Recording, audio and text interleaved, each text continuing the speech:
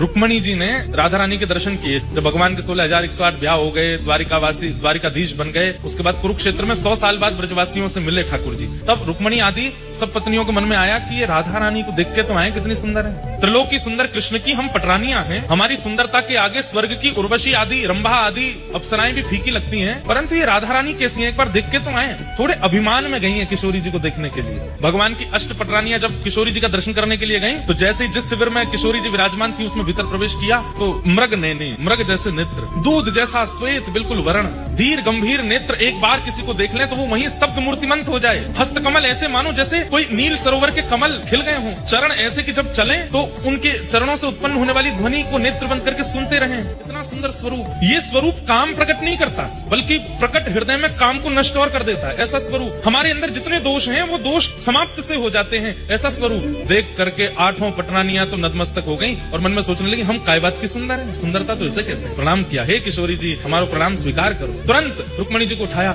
मैं राधा रानी नहीं हूँ, मैं तो दासी हूँ। राधा रानी भीतर है, किशोरी जी तो भीतर विराजमान है। 8 में से 4 तो वहीं से लौट गए। बोले जब दासी की सुंदरता हमसे सहन नहीं हो रही है, किशोरी जी को कहाँ देखेंगे। 4 ने प्रयास किया और भीतर गई तो बाहर जिसे देखा उससे भी अतीत सुंदर। बाहर वाली की सुंदरता तो दोष नष्ट कर रही थी, अंदर जिसको देखा उससे दोष नष्ट तो हुए बल्कि गुण प्रकट होने लगे। दया, प्रेम, शीलता, ये सारे जो अच्छे गुण होते हैं उसका दर्शन करके वो प्रकट होने लगे। बोले निश्चित किशोरी जी ने प्रणाम किया। बोले आप किशोरी जी? नहीं मैं दास। किशोरी जी भीतर।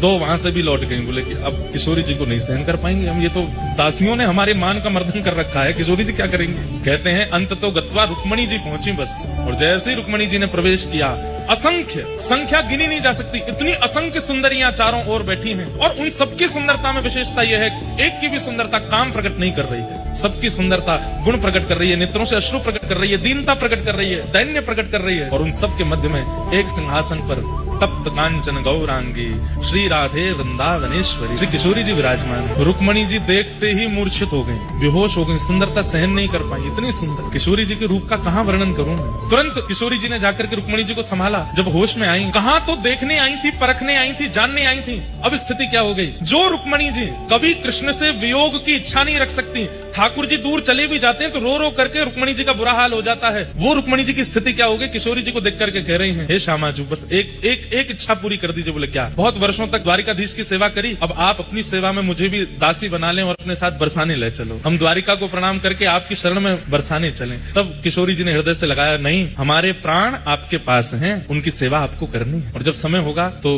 हम आपको स्मरण कर लेंगे। जब बाहर रुक्मणी जी निकल करके आई तो कहते हैं 2 दिन तक तो मौन ही रही, बोली ही नहीं, बस नेत्रों से अश्रुपात और ध्यान में बैठी हैं किशोरी जी। इतना